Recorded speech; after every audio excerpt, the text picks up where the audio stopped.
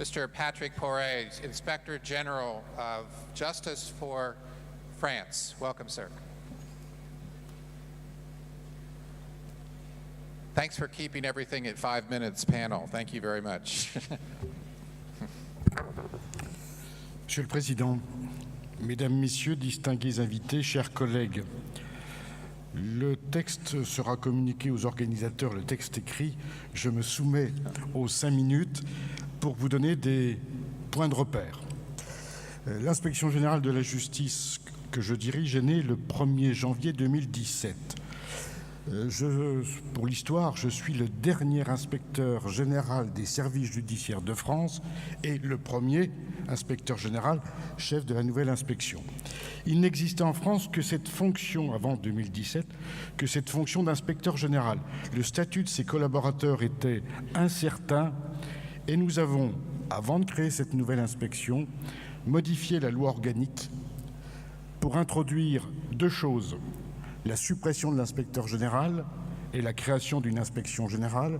Et deuxièmement, très important, les membres magistrats de cette nouvelle inspection sont, dit la loi organique, membres du corps judiciaire et non pas assimilés à des cadres de l'administration centrale. La deuxième idée, c'était l'idée du garde des Sceaux de l'époque, c'est un souci de transversalité. C'était un petit peu le souhait de la Cour des comptes française qui souhaitait que le ministère réforme sa mission globale d'inspection avec d'un côté l'inspection générale des services judiciaires, l'inspection des services pénitentiaires et l'inspection de la protection judiciaire de la jeunesse. Les 2 dernières citées relevant directement de leur directeur. Ils avaient donc des liens hiérarchiques et ils n'étaient donc pas indépendants de leur direction d'emploi. Ce souci de transversalité, je ne le fais que le mentionner par rapport aux interventions que j'entends depuis ce matin, par rapport au Conseil ou au Conseil, centrées sur l'activité des juges. C'était le point de l'inspection générale des services judiciaires d'autrefois. La transversalité souhaitée en France, c'est d'ouvrir le spectre d'intervention de cette inspection générale, rattachée, c'est vrai, au ministre. C'est un des rares exemples en Europe avec, me semble-t-il, l'Italie. Mais ce souci pour le ministre d'avoir une vision transversale et non pas en silo de son administration fait que nous avons créé, par décret, cette inspection générale qui a sans doute le spectre de compétences le plus large d'Europe. L'ensemble des tribunaux, l'ensemble des magistrats, des fonctionnaires, l'ensemble des centres pénitentiaires, l'ensemble des structures de mineurs, publics comme privés, l'ensemble de tous les opérateurs du ministère et les associations, les personnes morales de droit privé qui sont majoritairement financées par le ministère de la Justice.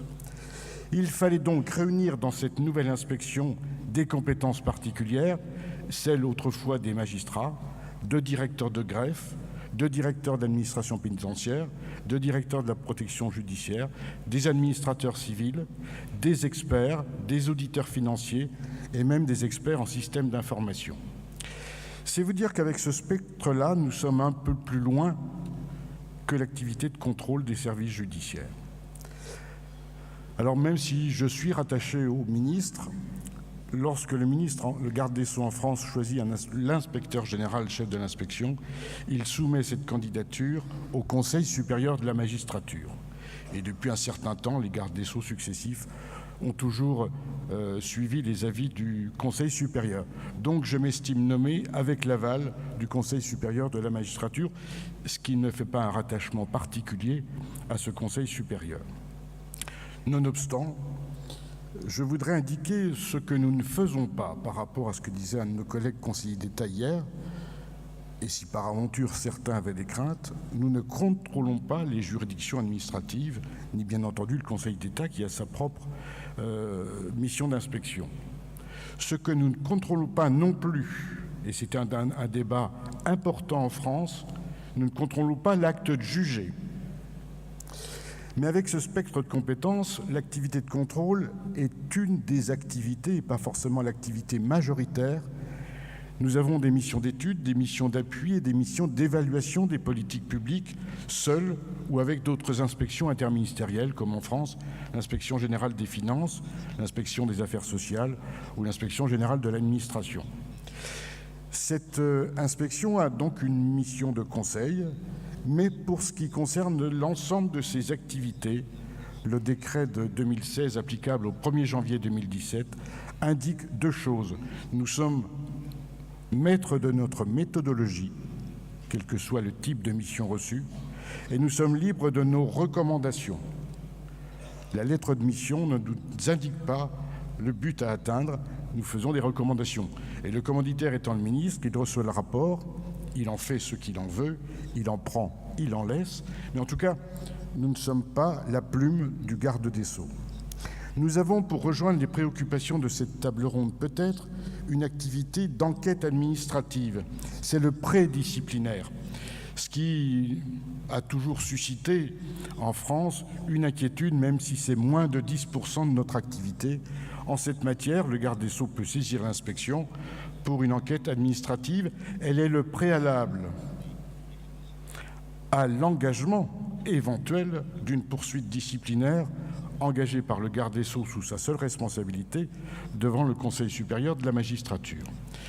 Donc nous avons offert des garanties aux magistrats visés par une enquête administrative. J'ai, de mon initiative, puisqu'il n'y a pas de règle, offert des garanties supplémentaires dès mon arrivée avec une remise de copie de l'intégralité de l'enquête faite par l'inspection avant l'audition du magistrat et deuxièmement lui permettre d'être assisté par un tiers, avocat, représentant syndical ou un collègue. Ce qui fait que dans ma pratique, les garanties en cette matière d'enquête administrative sont proches de la procédure disciplinaire devant le Conseil supérieur qui, elle, existe dans les textes et dans la loi organique. Ce qui devrait lever le doute sur les méthodes, paraît-il viriles, anciennes, de cette inspection. En tout cas, lors de la création de cette inspection générale, nous avons eu l'idée, en mars 2017, de réunir des inspections européennes qui voulaient bien se joindre à une conférence de Paris. Et le constat que nous avons fait ensemble, c'est quelle que soit notre autorité de rattachement, une autorité indépendante, à un conseil ou à une autorité ministérielle, nous partagions deux choses, une méthodologie et une déontologie partagée. Ce qui fait que le cœur de la mission, le cœur du métier d'inspecter, de contrôler, quelle que soit l'autorité de rattachement, il y a des fondamentaux. Alors je pense que j'ai presque fini. Je voulais dire que si on a beaucoup parlé de Montesquieu pendant cette conférence, je me souviens de Voltaire qui disait « L'art d'ennuyer, c'est de vouloir tout dire ». Comme je ne dirai pas tout, je voudrais terminer par un appel que j'appelle l'appel de Marrakech. Dans l'euphorie du succès de cette conférence, je voudrais que nous puissions, je jette cette idée, que nous puissions, afin de renforcer nos liens, nos comparaisons de méthodologie, nos apprentissages respectifs, lancer l'idée, ça pourrait être une recommandation de cette conférence, lancer l'idée en tout cas, d'un réseau francophone des services d'inspection avec le soutien de l'Organisation internationale de la francophonie. Je vous remercie. Thank you, sir. Thank you, Your Honor.